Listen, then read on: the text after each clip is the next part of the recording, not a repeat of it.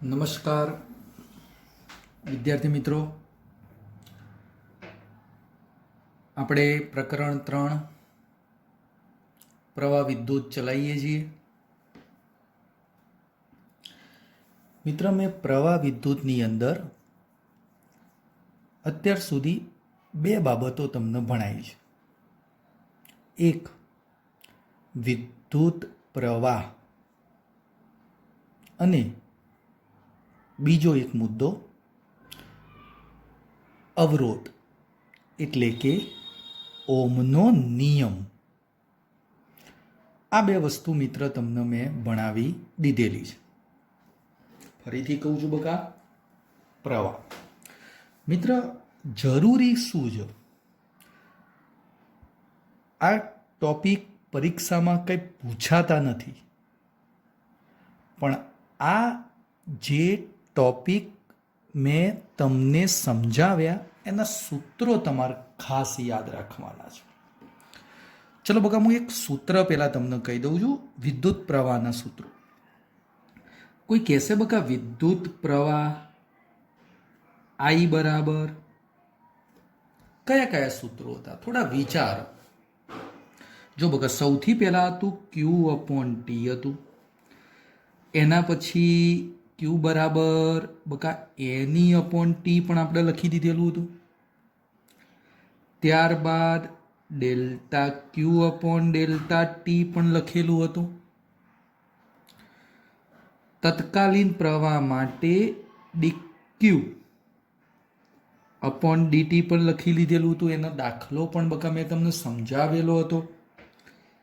એક સૂત્ર Fe, F એટલે આવૃત્તિ છે બકા. ખબર છે? પેલો ઇલેક્ટ્રોન ગોળ ગોળ ભ્રમણ કરતો હતો, આવૃત્તિ આપેલી હોય. Fe ના લખવું હોય, F ના લખવું હોય તો આવર્તકાળ, કારણ કે આવર્તકાળ અને આવૃત્તિ વ્યસ્ત પ્રમાણમાં છે. અને એક છેલ્લું સૂત્ર મેં આ પણ સમજાવ્યું હતું, EV/2πr. R એટલે ઇલેક્ટ્રોન જે ભ્રમણ કરે બકા, એ ભ્રમણ કક્ષાની ત્રિજ્યા છે. બોલો, આટલા સુધી ખબર પડી હતી? આ બધા સૂત્રો વિદ્યુત પ્રવાહ માટે ખાસ. બોલો મિત્ર, આટલા સુધી ખ્યાલ આવી ગયો તો? ના ખ્યાલ આવ્યો હોય તો મને કોન્ટેક્ટ કરી જણાવી દેવાનું, હું તમને સમજાવી દઈશ. હા, એક સૂત્ર બકા આવું એ પણ ભણાવ્યું હતું, Q બરાબર સંકલન IDT. આનો એક દાખલો પણ સમજાયો હતો વિદ્યુત ભાર માટેનો. એના પછી ઓહમનો નિયમ, R બરાબર V/I. આનો એકમ, આનું પારિમાણિક સૂત્ર. અને સૌથી ઉપયોગી બાબત આ હતી. જો બકા, અવરોધ કોના ઉપર આધાર રાખે? એક, દ્રવ્યની જાત ઉપર આધાર રાખે છે. બીજું, તાપમાન ઉપર આધારિત હોય છે. અને ત્રીજી બાબત, પરિમાણ. મિત્ર, એમાં મેં તમને પરિમાણ સમજાવી દીધેલું. પરિમાણ ખબર છે? આવ્યું જો આખો મુદ્દો ફરીથી અહીંયા થોડો સમજાવશું બકા. અવરોધ જે ખરો ને, અવરોધ એ તારની લંબાઈના સમપ્રમાણમાં હોય છે. અને બીજી એક બાબત, અવરોધ આડછેદના વ્યસ્ત પ્રમાણમાં પણ હોય છે. આડછેદ એટલે તો બકા ખબર છે, આ જે તાર હોય ને, તાર બકા, એ તારનો આર્યો આડછેદ બોલાય. આર્યો આડછેદ બોલાય, આ લંબાઈ બોલાય. ઓકે, બેને ભેગા કર્યા હતા એટલે R ચલે છે L/A કહી દીધું હતું. અને ચલે છે દૂર કરી દીધું હતું ને, એટલે અગત્યનું એક સૂત્ર R બરાબર ρ L/A બકા.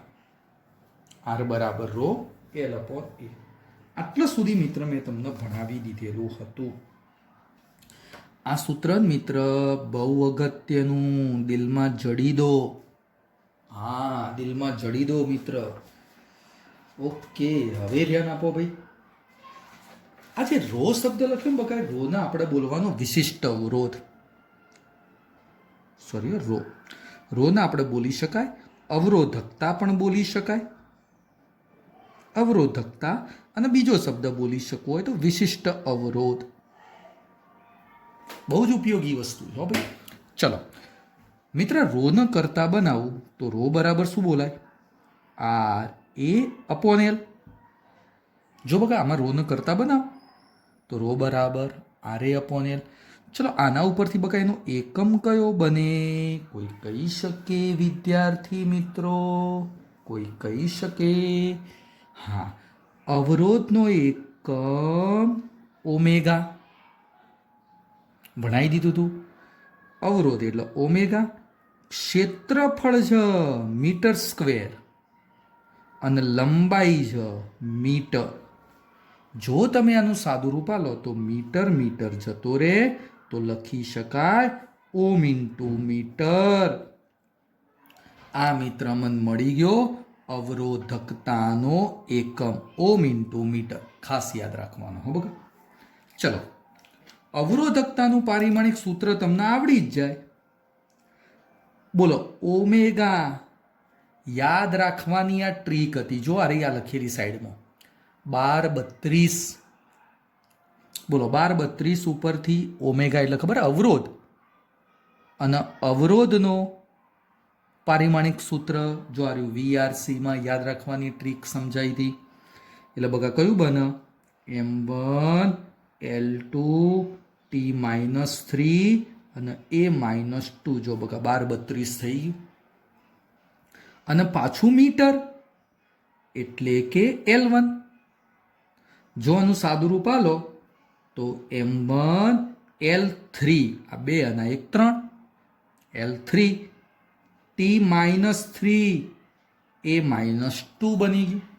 અવરોધકતાનું પારિમાણિક સૂત્ર તમને ખાસ કહી દઉં છું, ફરીથી નહીં કહું. અવરોધકતા કોના પર આધાર રાખે?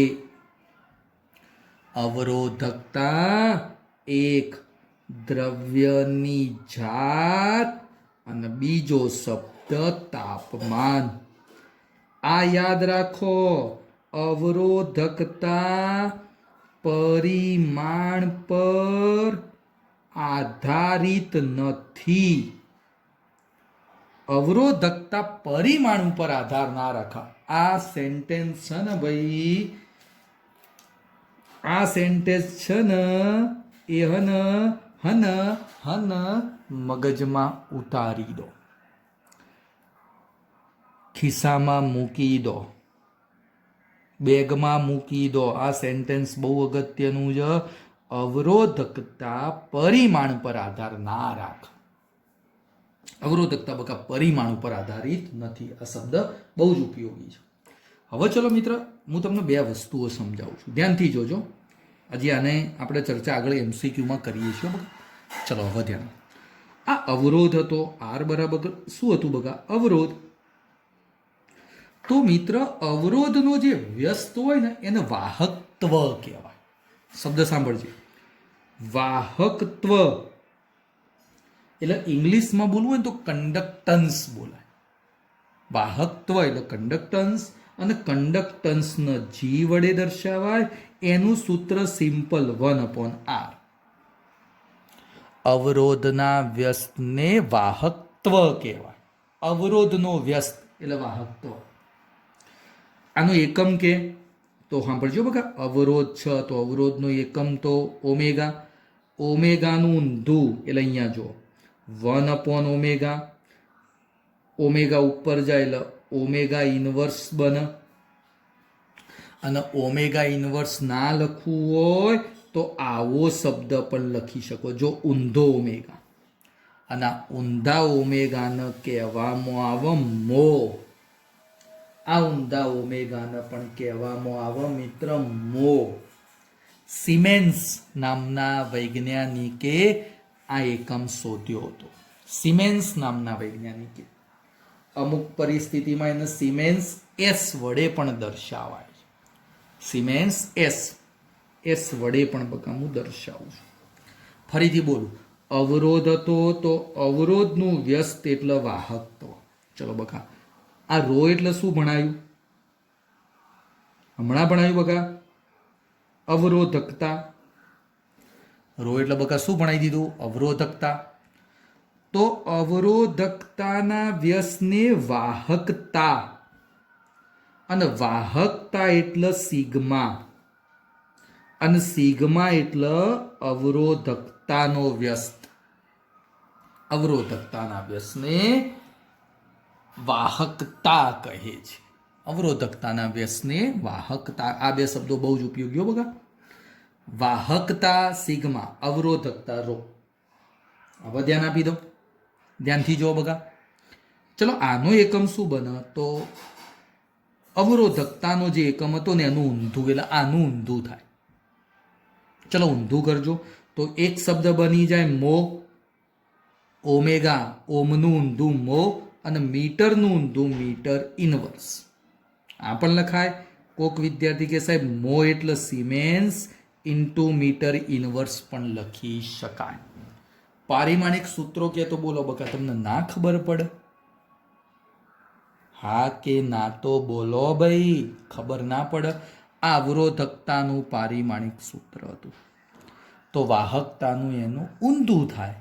લખવું હોય તો M-1 L-3 T3 A2.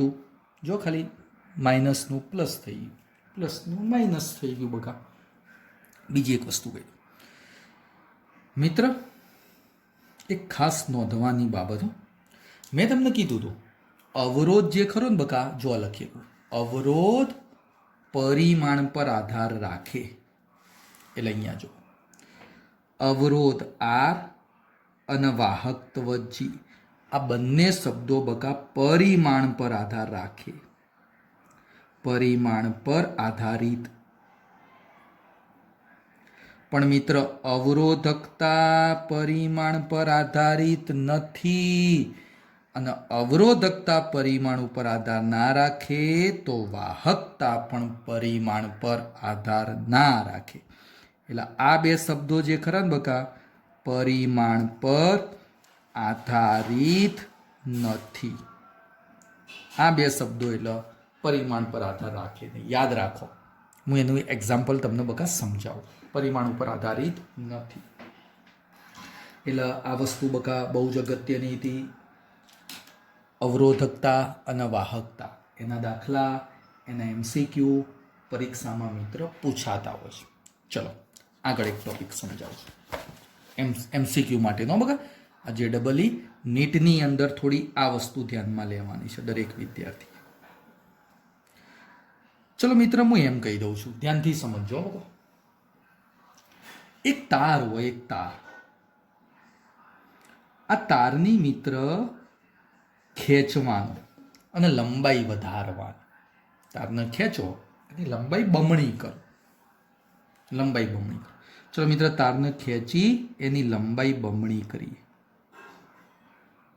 બમણી કરીએ. લંબાઈ તમને બમણી આપેલી છે.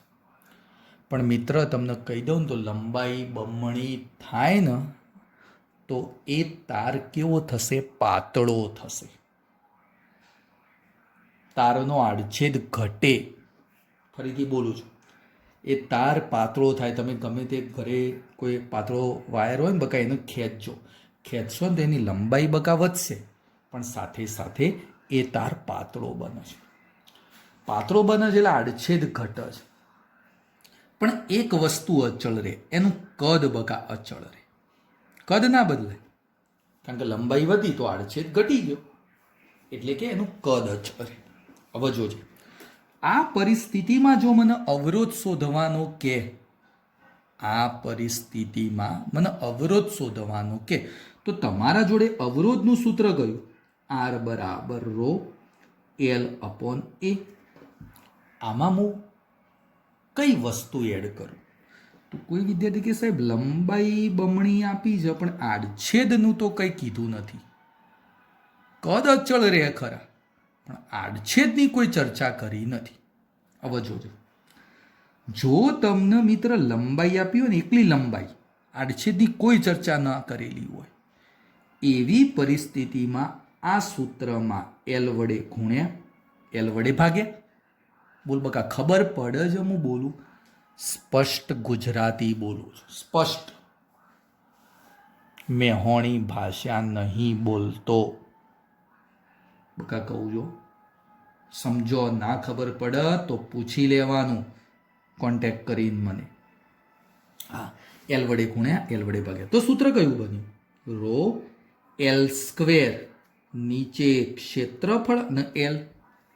હા બકા સાહેબ, આ તો બની ગયું. પણ મિત્ર, ક્ષેત્રફળ ગુણ્યા લંબાઈ એટલે જો તમને ખબર હોય ને તો એને કદ કહેવાય. એટલે સૂત્ર શું થયું? રો એલ સ્ક્વેર અને આ કદ વી. તો મિત્ર બોલ, આ દ્રવ્ય બદલાયું. જે તાર હતો એ તારને ખેંચો તો લોખંડમાંથી ચાંદીનો બની જાય. લોખંડનો તાર લોખંડનો જ રહે.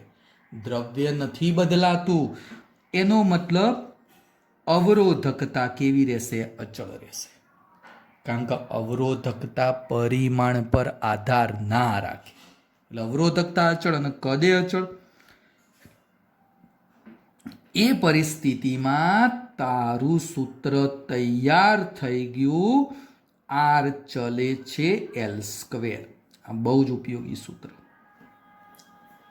તારને ખેંચો, એના આડછેદમાં ફેરફાર થાય તો એ પરિસ્થિતિમાં આર ચલે છે એલ સ્ક્વેર બને. જો હો બગા, જીએ સમજાવું.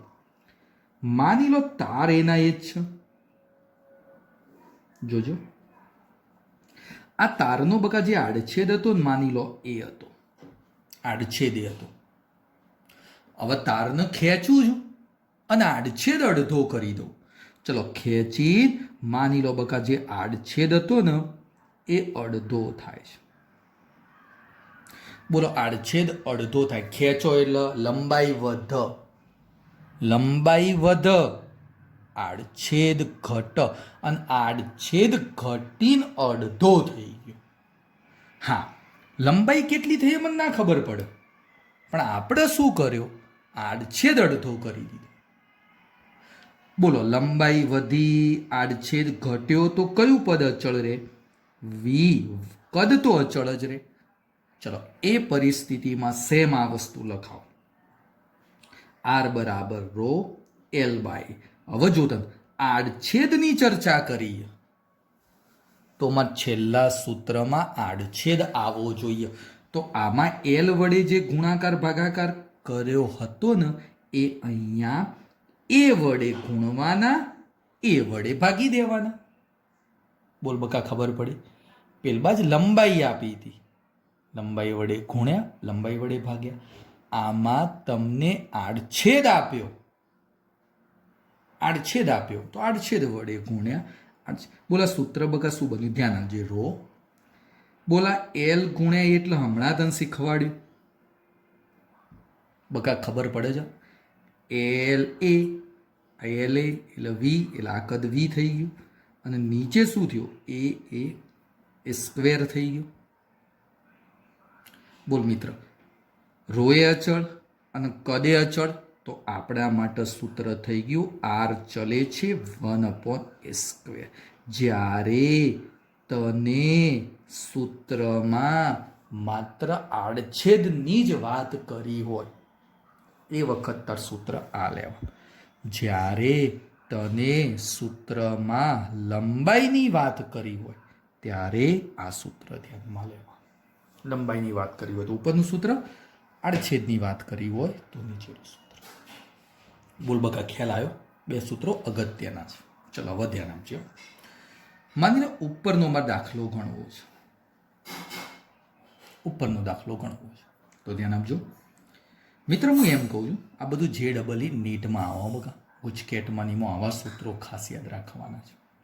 હું એમ કહું છું એક એક્ઝામ્પલ. માની લો મિત્ર એક તાર છે, તારને ખેંચવાનો છે.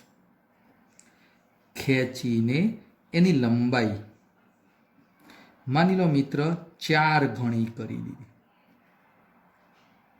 તેનો અવરોધ કેટલો બને? એટલે મારે એક શબ્દ શોધવાનો અવરોધ, ખાલી જગ્યા, અને બીજો શબ્દ શોધવાનો અવરોધકતા, ખાલી જગ્યા. તો સૌથી પહેલા જ અવરોધકતા ઉપર ધ્યાન.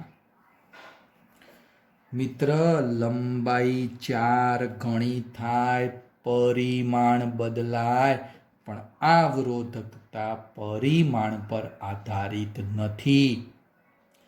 એટલે અવરોધકતા કેવી રહેશે? અચળ. ભલે લંબાઈ 4 ગણી કરી, પણ અવરોધકતા બકા બદલાય નહીં. હવે ચલો, લંબાઈની વાત થઈ તો આપણા જોડે આ સૂત્ર લંબાઈ માટે.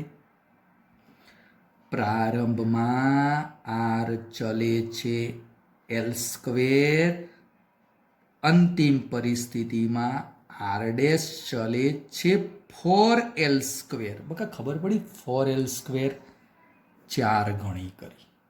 કેટલા ગણી કરી બકા? 4 ગણી. તો લખાઈ દો, આર ડેશ ચલે છે 4નો વર્ગ 16l સ્ક્વેર.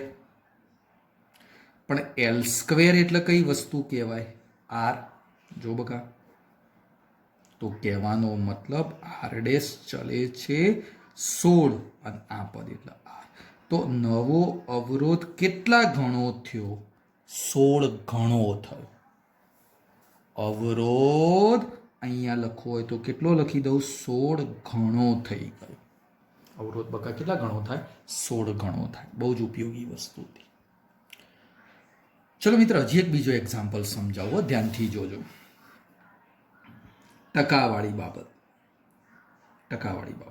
હું એમ કહું મિત્ર, તારને ખેંચવાનો. ચલો બકા, તમે આ જ દાખલા જાતે ઘરે આડછેદ માટે લખજો. આડછેદ માટે, મોટે લંબાઈ માટે. તારને ખેંચીને લંબાઈમાં હું એમ કહી દઉં બકા, 10% વધારો કર્યો. 10% લંબાઈ વધી. 10% લંબાઈ વધી તો તારનો અવરોધ કેટલા ટકા વધ્યો? અવરોધનો વધારો ખાલી જગ્યા ટકામાં શોધવાનો. વધારો શોધવાનો. અવરોધ કેટલો થયો એ નહીં. જો અવરોધનો વધારો અને બીજો શબ્દ લખી દો, અવરોધ ખાલી જગ્યા ટકા થાય. બે શબ્દ, વધારો અને ટકા. મિત્ર, જ્યારે પણ ટકાવાળા દાખલા આવે ને તો મેં તમને આગળ સમજાયેલું છે ધોરણ 11માં. અહીંયા જો આ એક સૂત્ર યાદ રાખવાનું. ટકાવાળા જ્યારે પણ દાખલા આવે ને ત્યારે ટકા ભાગ્યા 100 પ્લસ ઓર માઇનસ 1 એનો ઘાત -1 અને આ મિત્ર ટકા, 100%. આ સૂત્ર યાદ રાખવાનું. હા, હવે બરોબર અહીંયા જો, ધ્યાનથી જો વિદ્યાર્થી, કોઈ તકલીફ હોય તો કહી દેવાની. ચલો અહીંયા જો, આ શું કીધું? લંબાઈનો વધારો આપ્યો. લંબાઈની ચર્ચા કરી. તો લંબાઈની જો ચર્ચા થઈ હોય તો આપણું અવરોધ અને લંબાઈના સંબંધનું સૂત્ર કયું? આર ચલે છે એલ સ્ક્વેર. મિત્ર, મને લંબાઈમાં 10%નો વધારો આપ્યો. એલમાં 10%નો વધારો આપ્યો. મારા એલ આપ્યો હોય, આર શોધવાનો છે. એલ આપેલો છે બકા, આર શોધવાનો છે. તો ચલો સીધું આ ટકાવાળું સૂત્ર. ચલો ટકા કોના આપ્યા? લંબાઈના. તો લંબાઈમાં કેટલા ટકા આલ્યા? 10%. તો 10% ભાગ્યા 100. વધારો આપ્યો. વધારો એટલે પ્લસ. કોઈ કે સાહેબ લંબાઈમાં ઘટાડો આપ્યો હોય તો? 10%નો ઘટાડો. ઘટાડો આપ્યો હોય તો આ માઇનસ થાય. વધારો છે એટલે +1. હા, હવે જુઓ ઘાત. હવે મિત્ર ધ્યાનથી સમજીએ, ઘાત કીધી છે. હવે ઘાત તારે લંબાઈના ટકા 10% હતા. લંબાઈ 10% આપી તો લંબાઈની ઘાત કેટલી હતી? 2. તો 2. કોક કે સાહેબ સંબંધ કંઈક તમારો આગળ એવા દાખલા ભણીશું. આ રીતનો આવ્યો. હા, સમજીએ. એ ચલે છે માની લે એલની 3 ઘાત. તો જો અહીંયા 3 ઘાત હોય તો તારે ઘાત 3 મૂકવાની, સિમ્પલ વસ્તુ છે. ચલો -1 અને પાછળ કેટલા ટકા બકા? 100%. જો ડાયરેક્ટ જવાબ આવે. 10 ભાગ્યા 100 એટલે 0.1, 0.1 વત્તા 1 એટલે 1.1, 0.1 વત્તા 1 એટલે 1.1 નો વર્ગ -1 અને 100%. આ મિત્ર મને વધારો મળે જો બકા, વધારો, ફેરફાર. વધારો એટલે ફેરફાર લખીએ. આ સીધો મને ફેરફાર મળી જાય. હવે જો ચલો 1.1 નો વર્ગ એટલે કેલ્ક્યુલેટરમાં જોવો બગા, 1.1 નો વર્ગ એટલે 1.21 થાય, -1 અને પાછા કેટલા ટકા? 100%. ચલો બગા 1.21 -1 એટલે 0.21 અને ગુણ્યા પાછા કેટલા ટકા? 100%. અને જો બકા બેનો ગુણાકાર કરી દો તો 21% થઈ ગયો. હું ખાસ બોલું છું, આ 21%નો ફેરફાર આવ્યો. ફરીથી બોલું છું, 21%નો મિત્ર ફેરફાર આવ્યો.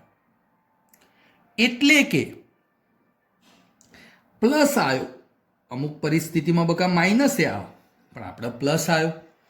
એટલે કે લંબાઈમાં 10%નો વધારો થયો. તો મિત્ર અવરોધમાં, આ અવરોધમાં 21%નો વધારો થયો.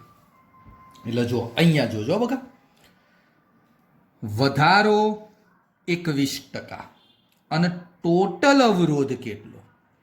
તો 121% થાય. કારણ કે 100 તો હતો જ અને એમાં 21% વધ્યા એટલે ટોટલ અવરોધ કેટલો બન્યો?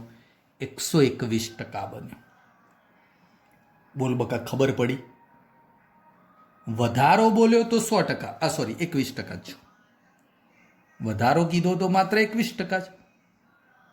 પેલી 10% લંબાઈ વધી તો વધારો અવરોધમાં 21% થયો. તો નવો અવરોધ કેટલા ટકા કહેવાય? 121%. 121% કહેવાય. કોઈ કે સાહેબ આવી રીતે આપ્યું છે, જો ધ્યાનથી જો તને બધી વસ્તુ બકા ધીમે ધીમે સમજાવું. તને એમ કે જૂનો અવરોધ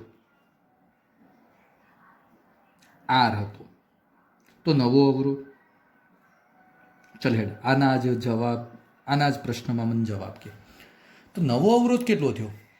121%. એટલે 121 ભાગ્યા 100 R. જૂનો તો R હતો જ, તો કેટલો બોલાય? 1.21 R થઈ જાય. કેટલો થાય બકા? 1.21 R. બોલો બકા, ખબર પડી ભાઈ? ચિત્ર ખબર પડી? આ દાખલા બકા જ્યારે ઓફલાઈન આપણું લેક્ચર શરૂ થશે ત્યારે હું સમજાવીશ, વધારે સમજાવીશ. અત્યારે બકા ઓનલાઈનની અંદર અમુક વસ્તુઓ લિમિટ બનતી હોય છે, નથી સમજાવી શકાતી. પણ ઓફલાઈનની અંદર આવા ટકાવાળા દાખલા વધારે બકા સમજાઈશ. ચલો, તમારે ઘરેથી પ્રયત્ન કરવાનો, ઘરેથી પ્રયત્ન કરવાનો. આ જ દાખલો, આ 10%નો જે વધારો આવ્યો ને, તો એક્ઝામ્પલ હોમવર્કમાં બે તમને એક્ઝામ્પલ આપું છું. માની લે લંબાઈમાં 10%નો ઘટાડો કરો, ઘરેથી ગણવાનું. તો અવરોધ ખાલી જગ્યા. એક પ્રશ્ન, ચલો બકા. હા, એલમાં 10%, લંબાઈમાં 10%નો ઘટાડો કરતા અવરોધ ખાલી જગ્યા બને. અને બીજો પ્રશ્ન, આડછેદમાં 10%નો વધારો કરો. આડછેદમાં 10%નો વધારો કરો તો અવરોધ ખાલી જગ્યા બને. આ બંને દાખલા બકા તમારે હોમવર્કમાં ઘરેથી કરવાના છે. મિત્ર, ખબર પડી મેં ભણાવ્યું? હા કે ના તો બોલો ભાઈ, હા કે ના તો બોલો. ઓકે બકા, ક્લિયર આજની બાબતો? આ ટકાવાળું સૂત્ર જોઈ લેજો એક વખત. ટકા ભાગ્યા 100 પ્લસ ઓર માઇનસ 1 એની ઘાત -1 અને ગુણ્યા 100%. આ સૂત્ર બકામાં શું હાલે? કેટલો ફેરફાર થાય એ આપ. કેટલો ફેરફાર થાય બકા એ વસ્તુ રજૂ કરતું હોય છે. ચલો બકા આજે આટલા સુધી સમજાવું છું. આગળ આપણે નવો ટોપિક મિત્ર સમજાવવાનો છે, પ્રવાહ ઘનતા કરીને એક ટોપિક છે. નેક્સ્ટ લેક્ચરમાં આપણે શું સમજાવીશું બકા? પ્રવાહ ઘનતા. બોલો ક્લિયર? ના ખ્યાલ આવે તો કહી દેવાનું, જણાવી દેવાનો, કોન્ટેક્ટ કરી દેવાનો મને, તો થોડું વધારે મજા આવશે. Okay, good bye. નમસ્કાર વિદ્યાર્થી મિત્રો. પ્રકરણ 3 પ્રવાહ વિદ્યુત. ગયા છેલ્લા લેક્ચરમાં આપણે અવરોધ, અવરોધકતા, વાહકતા એની માહિતી આપી દીધી હતી. બહુ જ ઉપયોગી બાબત એવી બોર્ડ ઉપર તમને દેખાતી હશે કે જ્યારે તમે કોઈ વાહક હોય એના આડછેદમાં ફેરફાર કરો અને લંબાઈમાં ફેરફાર કરો. માની લો લંબાઈમાં ફેરફાર થાય છે, વાહકની લંબાઈમાં ફેરફાર થાય તો અવરોધ લંબાઈના વર્ગ ઉપર આધારિત હોય છે. એવી જ રીતે અવરોધ આડછેદના વર્ગના વ્યસ્ત ઉપર પણ આધારિત હોય છે. એના ઉપરથી મેં 1-2 એક્ઝામ્પલ પણ તમને અહીંયા બોર્ડ ઉપર દેખાય છે, સમજાવી દીધેલા હતા ભાઈ. અને મિત્ર મેં 2 એક્ઝામ્પલ હોમવર્કમાં આપ્યા હતા. ચલો મિત્ર આ એક્ઝામ્પલની થોડી ચર્ચા કરી દો, ધ્યાનથી જોજો. પહેલો એક્ઝામ્પલ, જો મિત્ર લંબાઈમાં 10% ઘટાડો કરીએ તો અવરોધમાં શું ફરક પડે? એટલે આપણો આ ઉપરનો જ દાખલો છે, ઉપરનો જ દાખલો છે. એ દાખલાની અંદર અહીંયા ધ્યાન આપજો. હા, આ પ્લસ ઓર માઇનસ છે. આગળના દાખલામાં 10%નો વધારો હતો એટલે પ્લસ બને. 10%નો વધારો હતો એટલે પ્લસ બને. જો તમે 10%નો ઘટાડો કરો તો આ પદ બની જાય માઇનસ. તમે ગણતરી કરી છે, માઇનસ બની જશે. બીજું બધું એમના એમ જ. હજી આગળ ધ્યાન આપ. ચલો મિત્ર 10/100 એટલે 0.1 થાય. ચલો એ ગણતરી હવે હું અહીંયા દર્શાવું છું, ધ્યાનથી જોજો. 10/100 એટલે 0.1 માઇનસ 1 એનો વર્ગ -1 અને કેટલા ટકા? 100%. ઉપરનું સૂત્ર જ પણ અહીંયા પ્લસની જગ્યાએ મેં માઇનસ કરી. ચલો ભાઈ 0.9 પણ માઇનસ અને -0.9નો વર્ગ -1 અને પાછા 100%. ધ્યાનથી જો ભાઈ. હા, હવે -0.9નો વર્ગ એટલે પ્લસ જ થાય. કેટલો થશે બકા પ્લસ? તો 0.81 થઈ જશે. 9નો વર્ગ 0.81 -1 ગુણ્યા 100%. એટલે કેટલા થશે? -0.19 ગુણ્યા 100%. એટલે જવાબ આવ્યો -19%.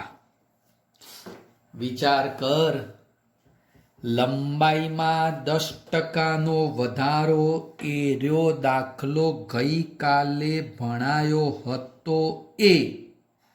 જો ભાઈ, તો અવરોધનો વધારો 21% બનતો હતો. જો +21% વધારો. પણ જો લંબાઈમાં 10%નો ઘટાડો કરું તો અવરોધમાં 19%નો ઘટાડો થાય. કેમ સાહેબ ઘટાડો? આગળ માઇનસ છે. બોલ મિત્ર, ખબર પડી ભાઈ? ખબર પડી. સૂત્ર એના એ જ હતું, ખાલી અહીંયા મેં પ્લસની જગ્યાએ માઇનસ કરી દીધું. તો આ શું દર્શાવે?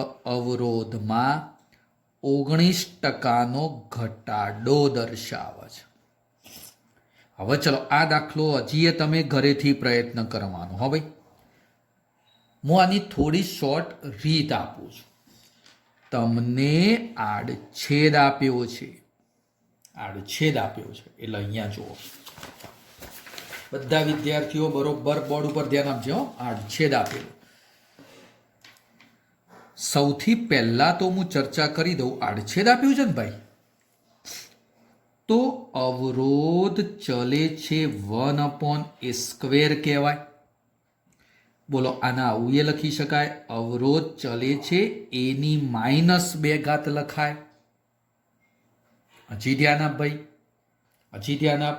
આપણું સૂત્ર મેં તમને એવું કીધું હતું કે એમાં આડછેદમાં 10%નો વધારો છે, વધારો છે, 10%નો વધારો છે. તો ચલો ભાઈ હવે ધ્યાનથી જોજો ભાઈ, બધા વિદ્યાર્થીઓ ધ્યાનથી જોવે. ચલો તો મિત્ર, અવરોધમાં થતો ફેરફાર, ગઈકાલ વાળું સૂત્ર. ચલો મિત્ર, શું હતું? ટકા ભાગ્યા 100 એટલે ટકા એટલે 10/100 વધારો +1 આના ઉપર ઘાત. હવે હું બોલું છું ઘાત કેટલી? તો સાહેબ એના 10%નો વધારો એટલે 10% અહીંયા લખ્યા, તો એના ઉપર ઘાત -2. તો અહીંયા તમારે -2 લખવાની. જે ઘાત બને એ ઘાત લખવાની. ચલો હજી ધ્યાન આલો. આના પછી -1 આવતું હતું અને 100% આવતું. બોલો હવે તું આનું સાદું રૂપ મિત્ર આપી શકીશ? જો બધું મિત્ર, સાદું રૂપ તમારે જાતે આપવાનું થશે, જાતે તમારે સાદું રૂપ આપવાનું થશે. આ પદ છે ને 1.1, ધ્યાનથી જુઓ. ના ખ્યાલ આવે તો હજી ધ્યાનથી જુઓ. 10/100 એટલે 0.1 વત્તા 1 એટલે 1.1. હવે જોજો આ પદને હું આ રીતે લખી દઉં, 1.1નો વર્ગ. બોલ ભાઈ ચાલશે? આખું પદ કેટલું થયું? 1.1. આ -2 હતું એટલે કેવું ઉતારી દીધું? નીચે. બોલા -1 અને આ પદ 100%. બોલ હવે આનો જવાબ તારે ઘરેથી લાવી દેવાનો. બોલ ભાઈ ખબર પડી? ના ખબર પડે તો હજી એ મારો કોન્ટેક્ટ કરી અને મિત્ર બાબત સમજી લેવાની. બહુ જ ઉપયોગી સૂત્રો, ટકાવાળી બાબત. ઓકે ચલો હવે મિત્ર, આજે એક હું નવી ભૌતિક રાશિ ભણાવું છું. એને કહેવામાં આવશે વિદ્યુત પ્રવાહ ઘનતા. બધા વિદ્યાર્થીઓ હવે અહીંયા ધ્યાન આલે. આગળનો ટોપિક વિદ્યુત પ્રવાહ ઘનતા. આ પ્રવાહ ઘનતાને જે વડે દર્શાવવાનો, કેપિટલ જે. શું સાહેબ પ્રવાહથી કામ ના થાય તો મારે પ્રવાહ ઘનતા લેવી પડી? હા, અમુક જગ્યાએ મિત્ર પ્રવાહ ઘનતાથી કામ કરવું પડે છે. એ જગ્યાએ પ્રવાહ એટલો બધો ધ્યાનમાં લઈ શકાશે નહીં. કેમ? હવે જુઓ, માની લો મિત્ર હું આ રીતે એક આડછેદ વાહક દર્શાવ્યો અને આ વાહકનો માની લો આ એક આડછેદ. ધ્યાનથી જોજો, એક આડછેદ છે. ચલો મિત્ર, આડછેદની અંદર પ્રવાહ માની લો આઈ આ રીતે જાય છે, પ્રવાહ આ રીતે જાય છે. બોલો આડછેદને કેવો કહેવાય? લંબ. આડછેદને લંબ મિત્ર પ્રવાહ છે. જો આડછેદ ઊભો છે, આડછેદ ઊભો છે અને એને લંબ મિત્ર પ્રવાહ છે, તો આ કિસ્સામાં પ્રવાહથી કામ ચલાવી શકાય. પ્રવાહથી કામ ચલાવી શકાય. પણ હવે ધ્યાન આપજો, બીજો એક કિસ્સો હું ધ્યાનમાં. માની લો આ એક વાહક, માની લો આડછેદ આ રીતે છે, પ્રવાહ તો આ બાજુ જ જવાનો. બોલ, આ કિસ્સામાં પ્રવાહ આડછેદને લંબ નથી. જો બકા, આડછેદ થોડો ત્રાસો છે, પ્રવાહ આડછેદને લંબ નથી. તો આ પરિસ્થિતિમાં પ્રવાહથી કામ ના થઈ શકે. એટલા માટે મારે પ્રવાહ ઘનતા નામની રાશિ ધ્યાનમાં લેવી પડે. ચલો, સૌથી પહેલા હું એની વ્યાખ્યા રજૂ કરી દઉં છું. પ્રવાહ ઘનતાની વ્યાખ્યા: પ્રવાહને લંબ એકમ આડછેદમાંથી, પ્રવાહને લંબ એકમ આડછેદમાંથી પસાર થતા વિદ્યુત પ્રવાહને, પ્રવાહને લંબ એકમ આડછેદ, આપણો આડછેદ પ્રવાહને લંબ હોવો જોઈએ, એકમ આડછેદમાંથી પસાર થતા વિદ્યુત પ્રવાહને, પસાર થતા વિદ્યુત પ્રવાહને પ્રવાહ ઘનતા કહે છે. મિત્ર, સૂત્ર તો મેં વ્યાખ્યા તો લખી દીધી, સૂત્ર શું બને? તો ચલો, પ્રવાહ ઘનતા ઇઝ ઇક્વલ ટુ એકમ આડછેદ છે એટલે આડછેદ નીચે, એ આડછેદમાંથી પસાર થતો વિદ્યુત પ્રવાહ. એટલે આપણા માટે સૂત્ર બની ગયું પ્રવાહ ઘનતા બરાબર વિદ્યુત પ્રવાહ ભાગ્યા આડછેદ. બહુ જ ઉપયોગી સૂત્ર, બહુ જ ઉપયોગી સૂત્ર. હવે ધ્યાન આપ. આ પરિસ્થિતિમાં મારે પ્રવાહ ઘનતા લખવી જ. તો ચલો, આડછેદ પ્રવાહને કેવો છે? લંબ છે. જો બકા, મેં હમણાં કીધું આડછેદ આ પ્રવાહને લંબ છે. તો આ કિસ્સાની અંદર આડછેદનું ક્ષેત્રફળ સદિશ કયો આવે? બકા, આપણે આગળ સમજાવી દીધેલું છે. કોઈ પણ આડછેદ હોય ને, આડછેદ, તો એનો ક્ષેત્રફળ સદિશ કઈ રીતે આવશે મિત્ર? લંબ આવે. માની લો મિત્ર, આ રીતનો એક આડછેદ કહી દઉં છું, આ રીતે. ચલો, આડછેદ છે જો, તો આડછેદનો ક્ષેત્રફળ સદિશ આમ લંબ બને, આમ બને, આ લંબ બને, આ રીતની ઘટના બને. આડછેદ આ રીતનો ગોળાકાર છે અને એને લંબ મિત્ર આ મને શું મળી ગયું? ક્ષેત્રફળ સદિશ. આડછેદનો ક્ષેત્રફળ સદિશ આ એ આવી ગયો. ઓકે, ધ્યાનથી જોજો ભાઈ. તો ચલો, એ પરિસ્થિતિ માટે મારે પ્રવાહ ઘનતા લખવી છે. તો આ પરિસ્થિતિ માટે પ્રવાહ ઘનતા જે વિદ્યુત પ્રવાહ I, આડછેદનો ક્ષેત્રફળ સદિશ આ એ લખી. હા, હજી સમજો મિત્ર, આમાં સદિશની થોડીમાં ચર્ચા કરવાની છે. કોઈ વિદ્યાર્થી કે સાહેબ આ પરિસ્થિતિ આડછેદ પ્રવાહને લંબ નથી. તો ચલો, હું ધ્યાનથી સમજાવું છું, ધ્યાનથી જોજો. માની લો આડછેદ, તો આનો ક્ષેત્રફળ સદિશ ખરેખર આવું કે જુઓ, આ રીતે લંબ થાય. આ રીતે મિત્ર લંબ બનશે. માની લો આડછેદ આ રીતનો છે, આ રીતનો છે, થોડો ત્રાસો છે, આ રીતે છે. તો આનો લંબ સદિશ કયો બને? આ રીતે બને, આ બાજુ ઉપર જશે. જો પેન જે રીતે છે ને બકા, એ રીતે બનશે. ઓકે, તો ચલો મિત્ર, એ રીતે મેં લંબ ક્ષેત્રફળ સદિશ દર્શાવી દીધો. આ બે વચ્ચેનો ખૂણો થીટા. બોલ મિત્ર, મારે આ વસ્તુ લાવીએ, પ્રવાહની દિશામાં ક્ષેત્રફળ લાવવું છે. તો આ ક્ષેત્રફળનો ખૂણાની બાજુનો ઘટક, માની લો આ ખૂણાની બાજુનો અહીંયા એક ઘટક દર્શાવી દીધો. હા, થોડો અહીંયા નીચે દર્શાવો બકા. હા, આ ખૂણાની બાજુનો ઘટક દર્શાવી, અને એ ઘટક એટલે એનો ખૂણાની બાજુનો ઘટક એ કોસ થીટા. કહેવાનો મતલબ આમાં I અને A, તો આમાં I અને A કોસ થીટા પર. આમાં શું બનશે બકા? I અને A કોસ થીટા પર. તો હવે ધ્યાન, એ પરિસ્થિતિ માટે મિત્ર હું J બરાબર શું લખું? ચલો ભાઈ, વિદ્યુત પ્રવાહી અને આડછેદ એટલે મારે શું લખાય? એનું ક્ષેત્રફળ સદિશ એ કોસ થીટા. તો ચલો મિત્ર આઈ કરતા બનાવ તો શું બની ગયું? જે એ કોસ થીટા બની ગયું. આ એ કોસ થીટા ભાગાકારમાંથી ગુણાકારમાં લાવી દીધું બકા. ભાઈ ખ્યાલ આવે છે? હું ગુજરાતી બોલું છું સ્પષ્ટ, કોઈ ઉર્દુમાં નહીં ભણાવતો, હું ઇંગ્લિશમાં નહીં ભણાવતો.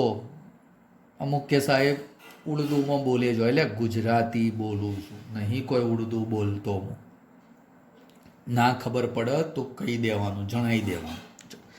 આ તો પદ ભાઈ આવી ગયું ડોટ પ્રોડક્ટ. ડોટ પ્રોડક્ટ એટલે ભાઈ ખબર છે ને? જો અહીંયા લખું A dot B is equal to A B cos theta. A B cos theta એટલે એ ડોટ બી. હા, તો કોસ થીટા, તો આ પદ કયું લખાય? જે ડોટ એ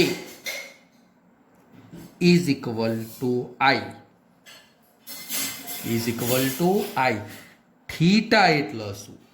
તો જે અને એની વચ્ચેનો ખૂણો.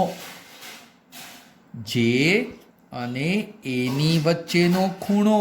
તો તમે કહી શકો કે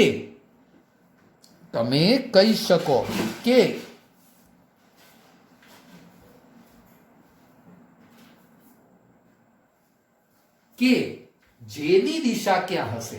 જો મિત્ર મેં તમને કીધું હમણાં કે ભાઈ થીટા એટલે કોની વચ્ચેનો ખૂણો? જો અહીંયા રેડ પેનથી દર્શાવું છું. આ થીટા એટલે કોની વચ્ચેનો ખૂણો બને?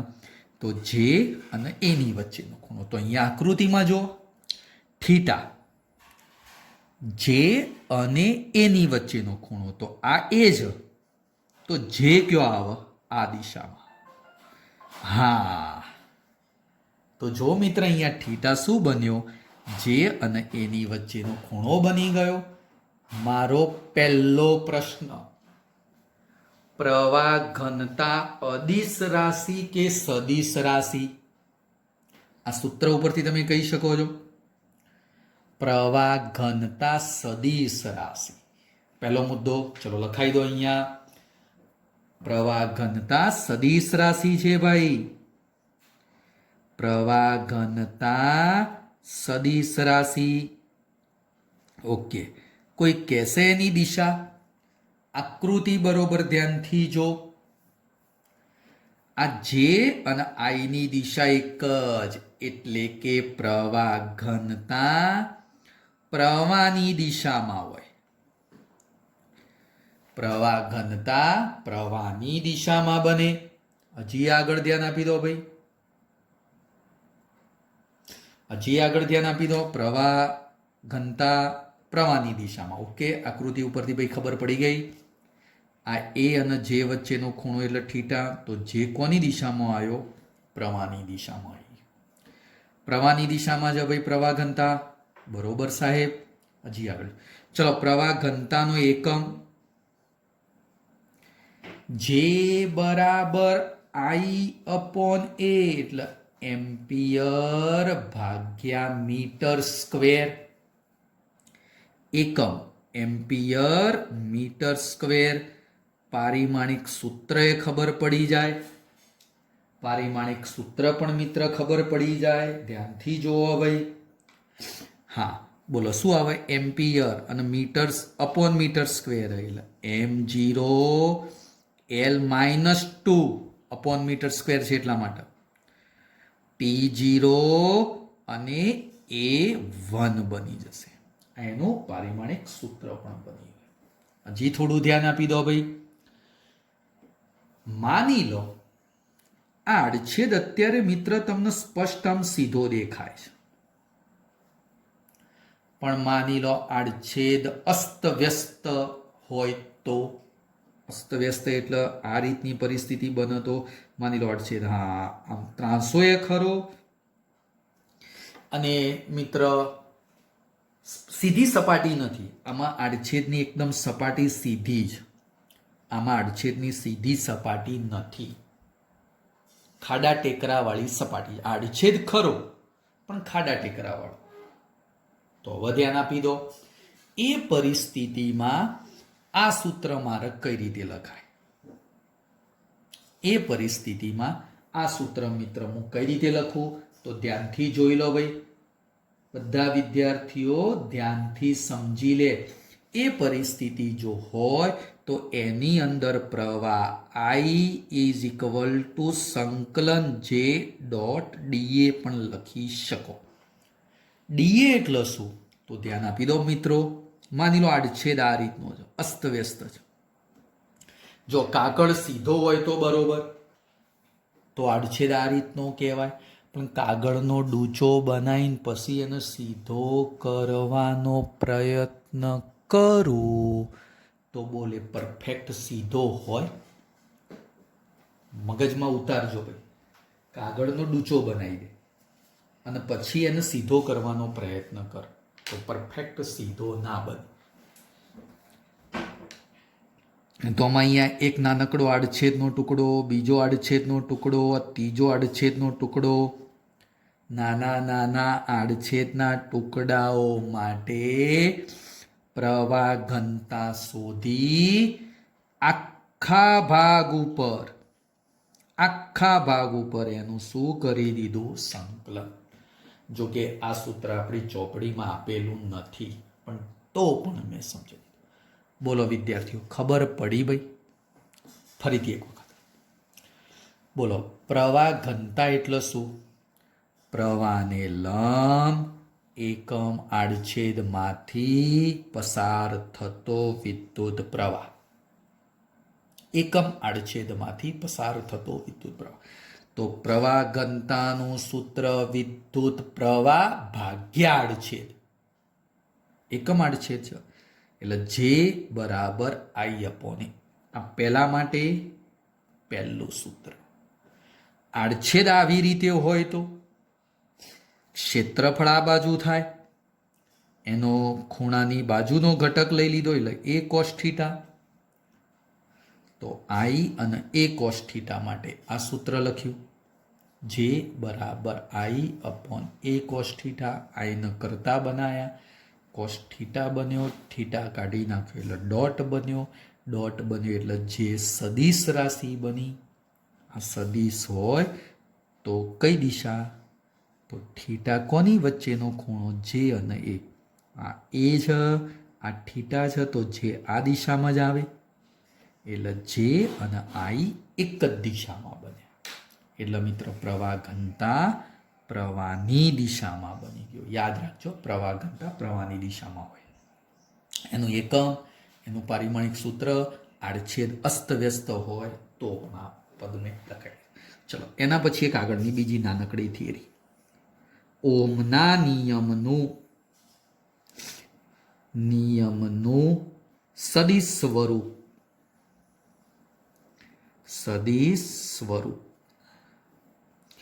એક નાનકડું સૂત્ર છે, પણ હા દાખલા ગણવા માટે બહુ જ ઉપયોગી છે. ચલો, ઓમના નિયમનું સદિશ સ્વરૂપ બધા વિદ્યાર્થીઓ જાણે છે ભાઈ. કે માની લો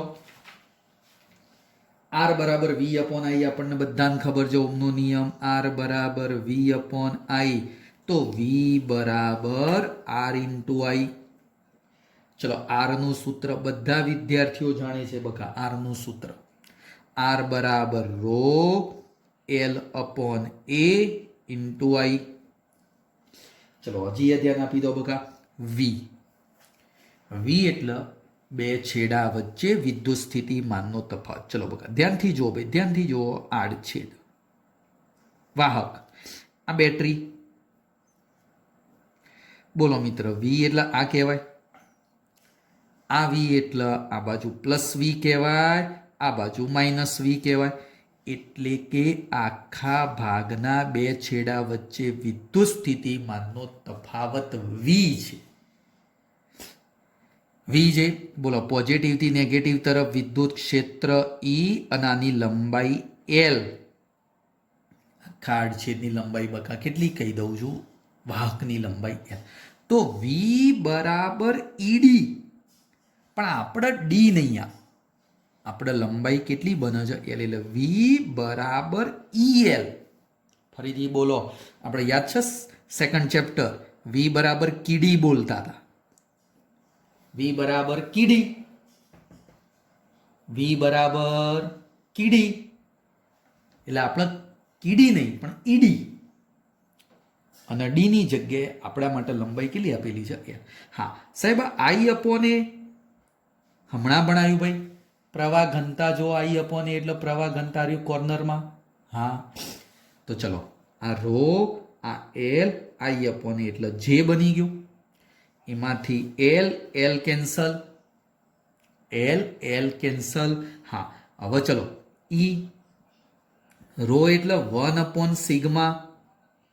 યાદ કર, રો એટલે 1 સિગ્મા અવરોધકતા અને વાહકતા એકબીજાને વ્યસ્ત, અવરોધકતા અને વાહકતા એકબીજાને વ્યસ્ત. આ જે,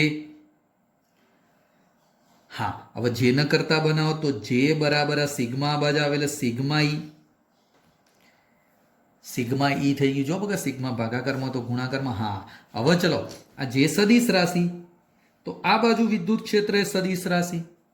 તો આ જે સૂત્ર બન્યું, કયું બન્યું? જે બરાબર સિગ્મા ઈ. અને આ સૂત્રને જ કહેવાનું ઓમના નિયમનું સદિશ સ્વરૂપ. જે બરાબર સિગ્મા ઈ. સિગ્મા ઈ આર, આ આઈ આ બાજુ, વી આર ની કિંમત આ લખી, વી બરાબર ઈએલ આઈ અપોન એ એટલે જે. સાદું રૂપ આલી દીધું. રો ની જગ્યાએ 1 સિગ્મા આવી ગયું. જે બરાબર સિગ્મા ઈ. સિમ્પલ પદ. આને કહેવાય ઓમના નિયમનું સદિશ સ્વરૂપ. ઓકે, હવે થોડું ધ્યાન આપજો મિત્ર. એક ક્વેશ્ચન કરું છું. માની લો મિત્ર, તમારા ઘેર આ રીતનો એક વાયર હતો, કેબલ. હવે આ કેબલથી મારે એક બીજો વાયર જોઈન્ટ કરવો છે. બીજો એક વાયર જોઈન્ટ કરું છું. હવે જોજો, તો તમે શું કરો, આ વાયરને થોડો કોપર દેખાય એવું કાઢી અને એના જોડે માની લે કે આ બીજો વાયર મેં જોઈન્ટ કરી દીધો. જોજો, અહીંયા એક બીજો વાયર જોઈન્ટ થઈ, આ જોઈન્ટ છે. ખબર પડે છે હું શું બોલું છું? અમુકના આઈડિયા આવી ગયો. હા, મારો પ્રશ્ન આવો છે. આ પાતળો વાયર હતો અને આ જાડો વાયર છે. ઘરમાં આવું બની શકે છે. પાતળા વાયર જોડે તમે જાડો વાયર જોઈન્ટ કરી શકો છો. જાડા જોડે પાતળો એ જોઈન્ટ થાય. જાડા જોડે પાતળાનું એ સેટિંગ થાય, પાતળા જોડે જાડાનું એ સેટિંગ થાય. યાર હો, બે હરખો હોવો જરૂર નહીં. હા, સેટિંગ તો ગમે તેનું થાય. ચલો, પાતળા જોડે મિત્ર જાડાનું સેટિંગ થયું. બોલો આમાં શું બદલાય? માની લો આમાં પ્રવાહ જતો હતો, તો થશે શું? મિત્ર ઘરે એવું હોય, પાતળા વાયર જોડે તમે જાડો વાયર જોઈન્ટ કરો તો શું એ બંધન તૂટી જાય? એ બંધન અજોડ હોય. ના ફેર પડે ભાઈ. હા, પછી કોઈ લોચા પડે તો તૂટી જાય હો બંધન, પણ આપણે સારું વિચારવાનું. કહેવાનો મતલબ આ પ્રવાહ આની અંદર એમના એમ જ રે, કારણ કે આઈ બરાબર ક્યુ અપોન ટી સૂત્ર. કોઈ ફરક ના પડે. આ સૂત્રને આધારે પ્રવાહ બદલાય નહીં. પ્રવાહ ના બદલાય. પણ ચલો, પ્રવાહ ઘનતા કોઈ કહેશે તો પ્રવાહ ઘનતાનું સૂત્ર જે બરાબર આઈ અપોન એ. આડછેદ આવ્યો. જો ભાઈ, આડછેદ આવે છે તો અહીંયાથી અહીંયા જાઓ એટલે આડછેદ વધ્યો, અને આડછેદ વધે તો પ્રવાહ ઘનતા ઘટે. એટલે પાતળા વાયરમાં પ્રવાહ ઘનતા વધુ હોય, જાડા વાયરમાં આડછેદ વધારે હોય. આડછેદ વધારે હોય એટલે પ્રવાહ ઘનતા કેવી હોય? ઓછી. પ્રવાહ ઘનતા બદલાય, પ્રવાહ ના બદલાય. યાદ રાખ, પ્રવાહ ના બદલાય, બદલાય તો માત્ર પ્રવાહ ઘનતા. યાદ રાખજો, જાડા વાયરમાંથી પાતળામાં જાઓ કે પાતળા વાયરમાંથી જાડામાં જાઓ. ભાઈ ખબર પડી? ખબર પડી? ચલો એક બીજો તને ટૂંકો પ્રશ્ન કરી દો, વિચારવાનો છે તારે. આનો જવાબ તારે આવતીકાલે મને કહેવાનો છે. એક વાહક, ચલો ભાઈ ધ્યાનથી સમજો. એક વાહક, એનો માની લો એક આડછેદ. માની લો આડછેદનું ક્ષેત્રફળ, આડછેદનું ક્ષેત્રફળ મને આપી દીધું 10⁻² મીટર સ્ક્વેર. આડછેદનું ક્ષેત્રફળ. માની લે મિત્ર અહીંયા પ્રવાહ જાય છે અને આ ખૂણો મિત્ર મને આપી દીધો છે 60°. 60° આપી દીધેલો છે. ધ્યાનથી સમજજે. પ્રવાહ એનું કહી દો, પ્રવાહ ઇઝ ઇક્વલ ટુ 2 એમ્પિયર. તો આડછેદમાં મળતો પ્રવાહ ઘનતા કેટલી? પ્રવાહ ઘનતા મારે જે શોધવાની છે. આ દાખલો આવતીકાલે દરેક વિદ્યાર્થીએ ગણી રાખવાનો છે. હું આનો જવાબ આવતીકાલે આપીશ. બોલો ભાઈ, આજે ભણાયું ખબર પડી? જો મિત્ર, મારા જેટલી જ તમારે પણ ઘરે પ્રેક્ટિસ કરવી જ પડશે તો તમને આવડશે. અને જે પણ વસ્તુ ના ખબર પડે એ મને કહેવાનું, કોન્ટેક્ટ કરી મને કહેવાનું. હું એ વસ્તુ તમને સમજાવી દઈશ. બોલો બીજું મિત્ર, કંઈ પણ તકલીફ હોય તો મને કહી દેજો. એકદમ ધીમે ધીમે અલગ નોટ બનાવવાની દરેક વિદ્યાર્થીએ. આજે હું આટલા સુધી રાખું છું. આવતીકાલે નવો ટોપિક લઈ આપણે હાજર થઈશું. Okay, good bye. નમસ્કાર વિદ્યાર્થી મિત્રો. ધોરણ 12 પ્રકરણ 3 પ્રવાહ વિદ્યુત. બોલો ભાઈ, તમે જ કહો.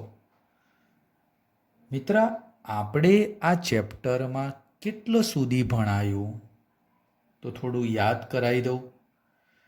એક વિદ્યુત પ્રવાહ ભણાયો, બીજો ઓહમનો નિયમ ભણાવ્યો,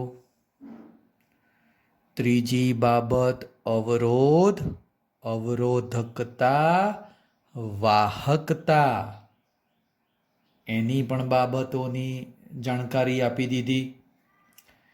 એના પછી પ્રવાહ ઘનતા સમજાઈ, જે અહીંયા તમને બોર્ડ ઉપર એના વિશે થોડું થોડું દેખાતું હોય છે. અને છેલ્લે ઓહમના નિયમનું સદિશ સ્વરૂપ સમજાવ્યું. આ ઓહમના નિયમનું સદિશ સ્વરૂપ અમુક વખતે આવી રીતે પણ પૂછે કે પ્રવાહ ઘનતા અને વિદ્યુત ક્ષેત્ર વચ્ચેનો સંબંધ મેળવો. પ્રવાહ ઘનતા અને વિદ્યુત ક્ષેત્ર વચ્ચેનો સંબંધ મેળવો, એ પણ પૂછાઈ શકે. ગયા લેક્ચરની અંદર છેલ્લે મેં અહીંયા એક આ હોમવર્ક આપેલું હતું. જો ભાઈ, આકૃતિ સ્પષ્ટ જોવા મળે છે. એની અંદર આડછેદનું ક્ષેત્રફળ આપી દીધેલું છે, પ્રવાહ આપી દીધેલો છે અને પ્રવાહ ઘનતા શોધવાનો. સૌથી પહેલી બાબત, કોઈ વિદ્યાર્થી કે સાહેબ સૂત્ર આપણા જોડે તૈયાર જ છે, જુઓ ભાઈ આર્યું. શું આ સૂત્રની અંદર આઈ મૂકી દઈએ, એ મૂકી દઈએ, થીટા મૂકી દઈએ તો જવાબ મળશે? ના. કે સાહેબ સ્પષ્ટ છે, થીટા એ છે, બધું છે, તો જવાબ મળી જશે. પણ ભાઈ અહીંયા થીટા કંઈક અલગ રીતે ધ્યાનમાં લેવો પડશે. કોઈ વિદ્યાર્થી કહેશે સાહેબ કઈ રીતે? તો ધ્યાનથી જો. આડછેદ આ રીતે છે, તો એ આડછેદને લંબ ક્ષેત્રફળ સદિશ કઈ રીતે આવે? ભાઈ એ આડછેદને લંબ ક્ષેત્રફળ સદિશ કઈ રીતે આવે? તો ધ્યાનથી જુઓ. આડછેદ છે, આ જો મિત્ર સિક્કો, આ રીતે ઝાડ છે, તો એને લંબ ક્ષેત્રફળ સદિશ આમ બને, આ રીતે બને, અને લંબ આ રીતે બનશે.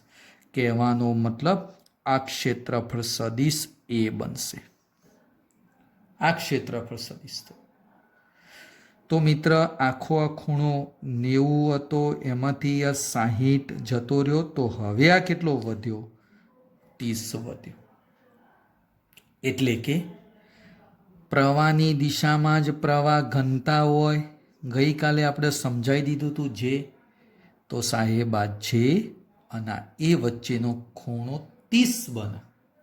જે અને એ વચ્ચેનો ખૂણો મિત્ર કેટલો બનશે? 30 બને. એટલે કે આપણું સૂત્ર કયું? તો કોઈ વિદ્યાર્થી કહેશે સાહેબ સિમ્પલ. કયું હતું બકા? I બરાબર જે એ કોસ થીટા, અથવા તો તમને ખબર છે ને બકા જે ડોટ એ એટલે જે એ કોસ થીટા. બોલો પ્રવાહ કેટલો હતો? આ બાદ થોડી એક વખત ફરીથી જોઈ લઈએ બકા. પ્રવાહ જો 2 એમ્પિયર, આ જો છે પ્રવાહ 2 એમ્પિયર, આડછેદનું ક્ષેત્રફળ -2, 10⁻² મીટર સ્ક્વેર. અને હવે મને એમ કહેજો આ એ અને જે વચ્ચેનો ખૂણો 30 બને છે. 90% વિદ્યાર્થીઓ ખૂણો 60 જ લખી દે, પણ 60 નથી બનતો, 30 બને છે. તો લખાઈ દો. પ્રવાહ તો 2, જે શોધવાનો, એ 10⁻², 10⁻², અને કોસ 30 બની ગયો. આ જે અને એ વચ્ચેનો ખૂણો કેટલો બની ગયો? કોસ 30. જેને કરતા બનાવી દો. અને કોસ 30 એટલે √3/2, તો 2 આ જે 10⁻², અને કોસ 30 એટલે √3/2. સાદું રૂપ આલો. 2 આ બાજુ આવશે એટલે 4, √3 નીચે, 10⁻² આ બાજુ આવો એટલે જવાબ આવશે 4/√3, અને 10⁻+2 બની જશે. ભાઈ ખબર પડી? 2 × 2 એટલે 4 આવી ગયા, √3 નીચે આવી ગયો, 10⁻² આ બાજુ આવી ગયું એટલે 10⁻+2. બોલ મિત્રાનો એકમ કયો શીખવાડ્યો હતો? તો એમ્પિયર મીટર સ્ક્વેર. આ બકા મને મળી ગયો, જે મળી ગયો. બોલો ભાઈ મિત્ર ખબર પડી? ધ્યાનથી જોજો, ખૂણો મેં થોડો બદલી દીધો છે. ખૂણો કઈ રીતે નક્કી કરવાનો? ક્ષેત્રફળ સદિશ આડછેદને લંબ દોરવાનો, તો જ તમને ખબર પડશે. જો ભાઈ ફરીથી હજી એક વખત કહું છું, આ ક્ષેત્રફળ સદિશ આડછેદ હતો ને તો આમ 300 બનશે. ક્ષેત્રફળ સદિશ એ લંબ બની ગયો છે. એટલે આખો ખૂણો 90 હતો, એમાંથી આ 60 જતો રહ્યો, એટલે આ વધી ગયો માત્ર 30. જવાબ મને મળી ગયો છે. ઓકે મિત્ર, હવે હું તમને એક ખાસ વસ્તુ કહી દઉં. આગળ તમને ભણાવી હતી, આજે મારે થોડો એનો ઉપયોગ કરવો છે. કે એક વિદ્યુત ક્ષેત્રની ગેરહાજરી હોય તો શું બને, અને વિદ્યુત ક્ષેત્રની હાજરી હોય તો શું બને. કોઈ વાહકની અંદર વિદ્યુત ક્ષેત્રની ગેરહાજરી. તો ચલો ધ્યાનથી જોજો. માની લો એક વાહક છે. આ વાહકની અંદર મિત્ર મેં કોઈ જ વિદ્યુત ક્ષેત્ર લાગુ નથી પાડ્યું. વિદ્યુત ક્ષેત્ર 0 છે. જો મિત્ર આ પરિસ્થિતિની અંદર વિદ્યુત ક્ષેત્ર જો 0 બને ને તો પ્રવાહ પણ ના, પ્રવાહ પણ 0 બને. મેં તમને એવું સમજાવ્યું હતું બકા, આગળ યાદ હોય તો, કે આ આડછેદમાંથી 10 ઇલેક્ટ્રોન ડાબીથી જમણી બાજુ જાય તો 10 જમણીથી ડાબી બાજુ. તો આડછેદમાંથી પસાર થતો ચોખ્ખો વિદ્યુત ભાર કેવો કહેવાય? 0. એટલે પ્રવાહ 0. તો આ પરિસ્થિતિમાં વિદ્યુત ક્ષેત્ર 0 કહેવાય, પ્રવાહ 0 કહેવાય, પ્રવાહ ઘનતા પણ 0 કહેવાય. ધ્યાનથી સમજો. ચલો મિત્ર, મેં તમને એ પણ કીધેલું હતું કે ઇલેક્ટ્રોન અસ્ત વ્યસ્ત ગતિ કરે. માની લો આની અંદર ઘણા બધા ઇલેક્ટ્રોન છે બકા. જોજો, આવા ઘણા બધા આખા વાહકની અંદર ઇલેક્ટ્રોન છે, ઘણા બધા ઇલેક્ટ્રોન છે. હવે જુઓ, માની લો મિત્ર એક ઇલેક્ટ્રોન હતો. શબ્દ ધ્યાનથી સમજજો. એક ઇલેક્ટ્રોન હતો. આ ઇલેક્ટ્રોન આ એ બિંદુથી ગતિ શરૂ કરે છે અસ્તવ્યસ્ત. અસ્તવ્યસ્ત ગતિ કરે આમ જાય, અથડાઈ જાય, પાછો અહીંયા આવે, અથડાઈ જાય બીજા કોઈ ઇલેક્ટ્રોન સાથે, આમ અથડાતો અથડાતો માની લે આ બી સુધી, અહીંયા બી બિંદુ છે ત્યાં સુધી પહોંચે છે. કોઈ કે સાહેબ ઇલેક્ટ્રોનની તો ગતિ કરી પ્રવાહમાં ના મળે, પણ બીજો એક ઇલેક્ટ્રોન બકા આ બાજુએ ગયો હોય હો, એટલે ટોટલ પ્રવાહ તો આપણા માટે 0 જ બને. હવે સમજ્યો? માની લો વિદ્યુત ક્ષેત્રની ગેરહાજરી હતી, એટલે આપણો ઇલેક્ટ્રોન અહીંયા આકૃતિ દોરું છું. આ એ બિંદુથી આમ શરૂ કરીને આ બાજ ગયો, પાછો અથડાયો, આમ ગયો, આ બાજ ગયો, અથડાતો અથડાતો માની લો આ બી બિંદુ સુધી પહોંચે છે. બી બિંદુ મિત્ર સુધી પહોંચી ગયો. હવે ધ્યાનથી સમજ ભાઈ. માની લો આ જ વાહક જે હતો એ મિત્ર હું અહીંયા દોરું છું, ધ્યાનથી જોજે બગાવ. આ વાહક આપણો જે હતો ને એનો વિદ્યુત ક્ષેત્ર લાગુ પાડ્યું. જો આ બાજુ મિત્ર મેં નેગેટિવ, આ પોઝિટિવ. જોજો બકા પોઝિટિવ આ બાજુ છે, પોઝિટિવ છેડો છે અને નેગેટિવ છેડો છે. જો બેટરીનો પોઝિટિવ છેડો છે, આ બાજુ નેગેટિવ છેડો છે. તો હવે મિત્ર આપણો જે ઇલેક્ટ્રોન હતો ને એ બિંદુવાળો, એ પોઝિટિવ બાજુ ખેંચાય. આ ક્યારે? વિદ્યુત ક્ષેત્રની હાજરી આવી. આ બકા શું થયું? વિદ્યુત ક્ષેત્રની હાજરી હતી. હવે ઇલેક્ટ્રોન આ બાજુ પોઝિટિવ બાજુ ખેંચાશે, તો મિત્ર આ ઇલેક્ટ્રોન આમ ગતિ કરતો કરતો અથડાતો, આમ અથડાતો અથડાતો આટલા સુધી પહોંચી ગયો. આ બિંદુને હું કહી દઉં બી ડેશ બિંદુ, પણ આ વસ્તુ હું અહીંયા દર્શાવું. જોજે એ બિંદુથી ગતિ કરતો હતો, જોજો રેડ પેનથી દર્શાવું છું. આમ ગતિ કર્યો, હા, પાછો આ બાજ આવ્યો, આ બાજ ગયો, પાછો આ બાજ ગયો. ધ્યાનથી જુઓ મિત્ર, આ બાજ ગયો, આમ ગયો, અને માની લો આ બી ડેશ બિંદુ આગળ આવ્યો. કોઈ વિદ્યાર્થી કહેશે સાહેબ કેમ આવું થયું? જો મિત્ર આ પોઝિટિવના કારણે આ થોડો ખેંચાયો. જો આ બાજુ આમ ખેંચાયેલો છે, પોઝિટિવના કારણે થોડો ખેંચાયો. તો આ ઇલેક્ટ્રોનનું મિત્ર શું થયું કહેવાય કહું? અસરકારક સ્થાનાંતર. ક્યારે? વિદ્યુત ક્ષેત્રની હાજરીમાં. વિદ્યુત ક્ષેત્ર હાજર થયું ને તો ઇલેક્ટ્રોન પોઝિટિવ બાજુ થોડું અસરકારક સ્થાનાંતર કરે છે. અને આ અસરકારક સ્થાનાંતર માટે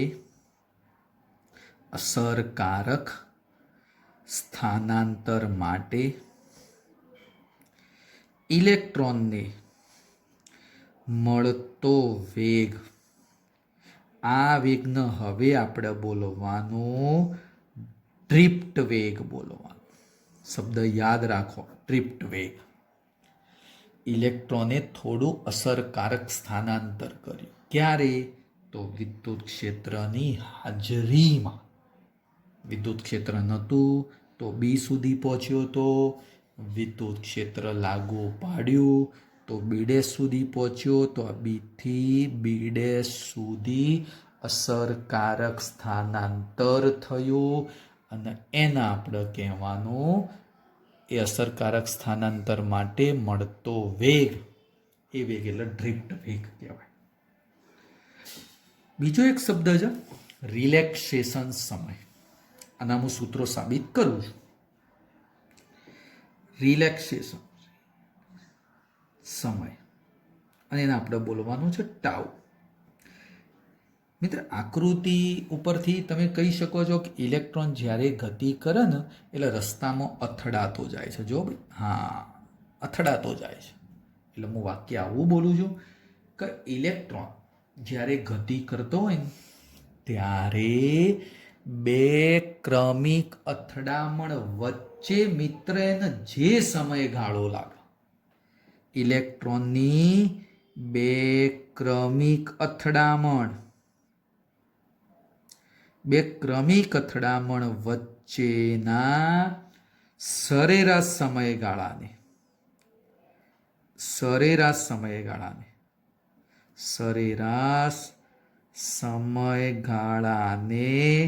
રિલેક્સેશન સમય ટાઉ કહેવાય.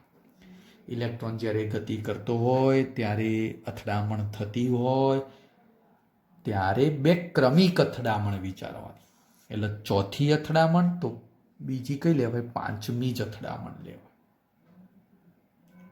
જો અહીંયા ધ્યાન, આ પહેલી અથડામણ કહું છું તો અહીંયા કઈ આવે? બીજી અથડામણ. પાછી અહીંયા કઈ આવે? અહીંયાથી ગતિ કરીને આ ત્રીજી અથડામણ. તો આવી ક્રમિક અથડામણો વચ્ચેનો સરેરાશ સમયગાળો, એ સરેરાશ સમયગાળાને શું કહેવાય? રિલેક્સેશન સમય કહેવાય. મારા બંનેના સૂત્રો મેળવવાના છે. આ તો મેં તને સમજાયું. તો ચલો મિત્ર, હવે હું એના સૂત્રો મેળવું છું. કોઈ કહી શકો કોઈ પણ ઇલેક્ટ્રોનનો સરેરાશ વેગ કેટલો હોય? સરેરાશ વેગ, ધ્યાનથી શબ્દ સમજો. સરેરાશ વેગ. માની લો મિત્ર, અહીંયા એક વાહક દર્શાવ્યો છે. તમે જ વિચારી શકો છો બકા, ભાઈ ખબર પડી છે, આ મુદ્દામાં ખ્યાલ આવ્યો ભાઈ? ધ્યાનથી જુઓ, સમજો, વિચારો. શું કહેવા માંગુ છું કે ઇલેક્ટ્રોન આમ ગતિ કરતો હતો તો વિદ્યુત ક્ષેત્રની ગેરહાજરી હતી પહેલા. E=0 તો બી સુધી પહોંચ્યો, પણ વિદ્યુત ક્ષેત્ર જેવું લાગુ પાડ્યું એટલે ઇલેક્ટ્રોન થોડો ખેંચાયો. બીથી ક્યાં ગયો? B' સુધી. એટલે થોડું અસરકારક સ્થાનાંતર કર્યું કહેવાય. અને એ માટે જે વેગ હોય એને ડ્રિફ્ટ વેગ કહેવાય. પછી શબ્દ જો, બે ક્રમિક અથડામણ વચ્ચેનો સમયગાળો.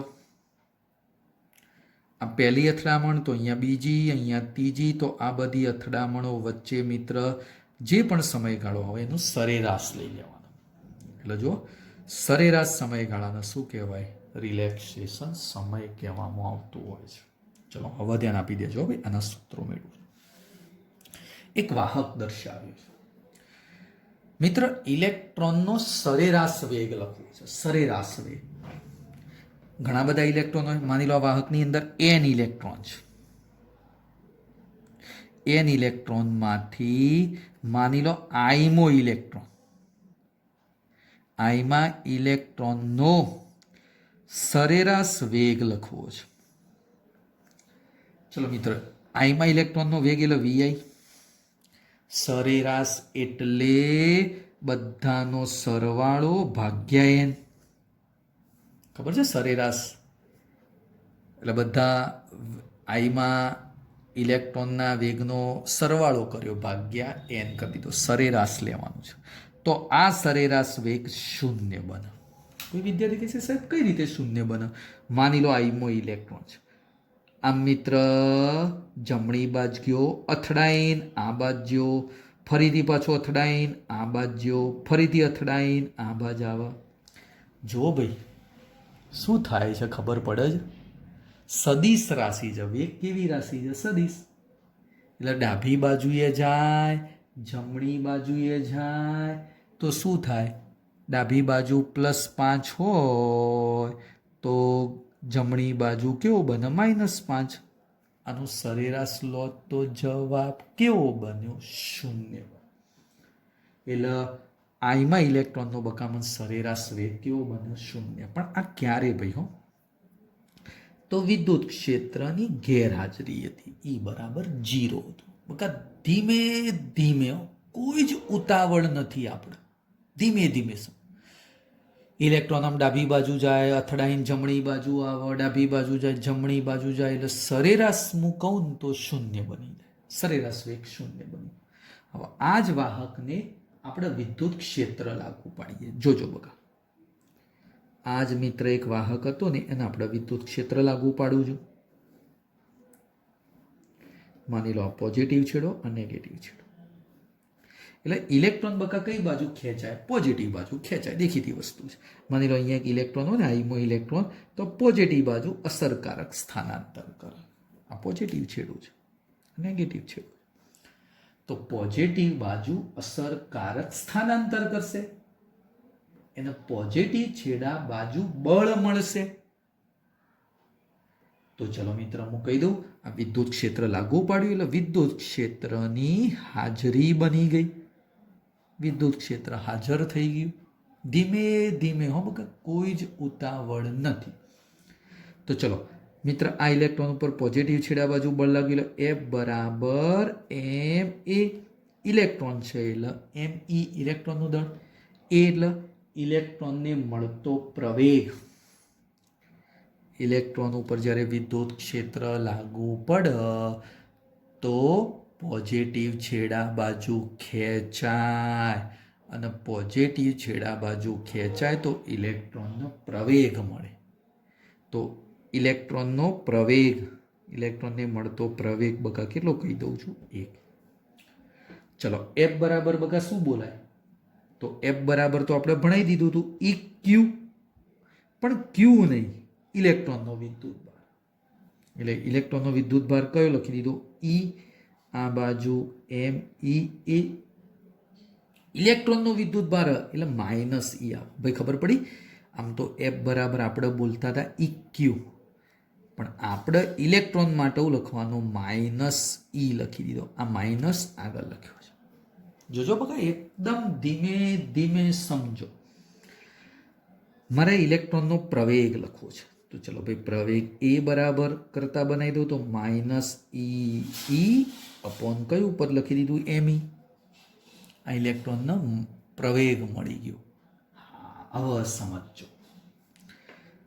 માની લો કે ઇલેક્ટ્રોન ગતિ કરતો તો અહીંયા આવી રીતે, ઇલેક્ટ્રોન ગતિ કરતો કરતો આમ અથડાતો અથડાતો અથડાતો, જોજો અમારા પેન ઉપર, હા અહીંયા સાહેબ આવી ગયો. આ છેલ્લી અથડામણ છે. ગતિ કરતો કરતો અથડાતો અથડાતો આ મિત્ર એની છેલ્લી અથડામણ કહી દઉં છું.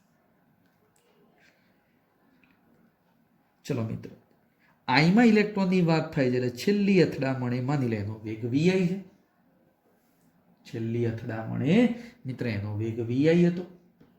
હવે ધ્યાનથી સમજજે, એ અથડામણ પછી ઇલેક્ટ્રોન પાછો ગતિ તો કરે જ જવાનો, તો એ માની લો ટી સમય પછી અહીંયા પહોંચે છે અને અહીંયા એનો વેગ બની જાય છે v. ઇલેક્ટ્રોનની છેલ્લી અથડામણ થઈને એ વખતે એનો વેગ vi હતો. ટી સમય સુધી એને અસ્તવ્યસ્ત ગતિ કરીને છેલ્લા વેગ v બની ગયો. એટલે આ કયો વેગ કહેવાશે? અંતિમ વેગ કહેવાય. અને આ એનો કયો વેગ કહેવાય? પ્રારંભિક વેગ કહેવાય. એક અંતિમ વેગ મળ્યો, એક બકા એનો પ્રારંભિક વેગ મળ્યો. હવે ધ્યાન આપી દો, પહોંચવા માટે સમય ટી લાગ્યો. ઇલેક્ટ્રોનનો પ્રવેગ કેટલો બકા હતો? એ બધું મેં લખી દીધું. તો આપણું સૂત્ર ખબર છે, v બરાબર v0 પ્લસ at. પ્રારંભિક વેગ 0 નથી, vi છે. જો બગાડ્યો, પ્રારંભિક વેગ કયો હતો? vi. હવે ધ્યાન આપી દો, આ પદનું હું સરેરાશ લઈ લો. જોજો બગા, દરેક વિદ્યાર્થી ધીમે ધીમે સરેરાશ v, આ બાજુ સરેરાશ vi, આ બાજુ સરેરાશ at. ચલો હવે ધ્યાનથી સમજો. આ એમના એમ લખી દો, સરેરાશ v. આ પદ એટલે શું લખાય? vi વેગનું સરેરાશ. સરેરાશ એટલે vi વેગનો સરવાળો ભાગ્યા n. આ બાજુ બકા એ પદ અચળ છે. જો આ એ પદ અચળ છે, આમાં બધા પદો અચળ છે. લખાઈ દો, એ અચળ છે એટલે આગળ લખી દીધું. તો હવે કૌંસમાં શું વધ્યું? સરેરાશ ટી. હા, હવે ધ્યાન આપજે. આ જે સરેરાશ વેગ ને એને આપણે બોલ દઈએ વીડી. ભાઈ આ પદનો જવાબ જો અહીંયા ઉપર 0 હતો, તો આ પદનો જવાબ તો 0 છે સાહેબ. હા, હવે આમાં એ એટલે આર્યું પદ કયું બકા? એ એટલે આ 0 હવે લખતો નથી, આ પદ 0 છે. એ એટલે માઇનસ ઈ અપોન એમી. અને હવે છેલ્લું પદ સરેરાશ સમય. સાહેબ આ શબ્દ જોજો, હા જો સાઈડમાં, ક્રમિક અથડામણ વચ્ચેનો સરેરાશ સમયગાળાને રિલેક્સેશન સમય કહેવાય. એટલે આ પદ આવી ગયું, રિલેક્સેશન સમય ટાઉ. તો આ મિત્રમન પદ મળી ગયું છે ડ્રિફ્ટ વેગનું સૂત્ર. આ પદ મિત્રમન કહેવા માંગે છે ડ્રિફ્ટ વેગ. ફરીથી એક વખત સમજાઈ લો, ધ્યાનથી જુઓ ભાઈ બકા મિત્રો, વિદ્યાર્થીઓ. પહેલા વિદ્યુત ક્ષેત્ર 0 હતું એટલે ઇલેક્ટ્રોનનો સરેરાશ વેગ કેવો બની ગયો? 0. કેમ 0? તો ઇલેક્ટ્રોન ડાબી બાજુએ જાય, જમણી બાજુએ જાય. વિદ્યુત ક્ષેત્ર ગેરહાજર હતું. વિદ્યુત ક્ષેત્ર લાગુ પાડ્યું તો ઇલેક્ટ્રોન આ બાજુ ખેંચાયો, ઇલેક્ટ્રોનને બળ મળ્યું. F બરાબર ma, F બરાબર EQ. આ લખી જુઓ ભાઈ. એના ઉપરથી A શોધ્યો. A એટલે ઇલેક્ટ્રોનને મળતો પ્રવેગ. હા, પછી અહીંયા ઇલેક્ટ્રોન આમ ગતિ કરતો કરતો કરતો માની લે અહીંયા આવ્યો છેલ્લી અથડામણ.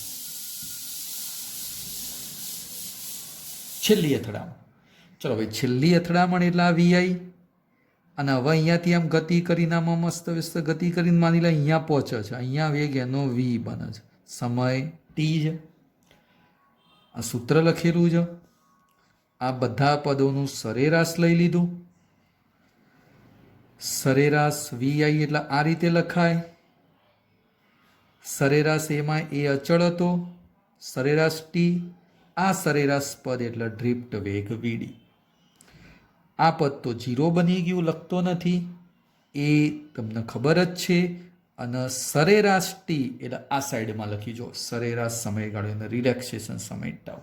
તો આપણા માટે ડ્રિફ્ટ વેગનું સૂત્ર યાદ રાખવાનું, VD બરાબર ઇલેક્ટ્રોન છે એટલા માટે માઇનસ.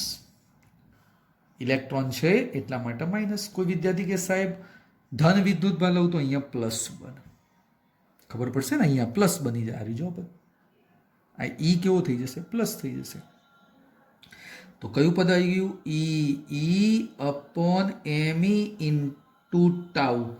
આ સૂત્ર થોડું થોડું યાદ રાખવાનું. હા, થોડું થોડું, વધારાનો કોઈ ઉપયોગ થતો નથી. વધારાનો ઉપયોગ મિત્ર થતો નથી. એટલે આ સૂત્ર આપણે થોડું થોડું યાદ રાખવાનું થશે. લઈ ગયો બગા? તો આજે મેં 2 શબ્દો સમજાયેલા છે. એક શબ્દ હતો રિલેક્સેશન સમય અને એક શબ્દ હતો કયો? ડ્રિફ્ટ વેગ. જો આ ડ્રિફ્ટ વેગ અને રિલેક્સેશન સમય. બોલો મિત્ર, ખ્યાલ આવી ગયો? એક વખત ધ્યાનથી જોઈ લો. કોઈ પ્રશ્ન હોય તો મને પૂછી લેજો, જણાવી દેજો, મારો કોન્ટેક્ટ કરજો. ઓકે, ચલો બકા, આટલા સુધી આજે રાખું છું. નવો ટોપિક આવતીકાલે ફરીથી આપણે સમજાઈશું. Okay, good bye.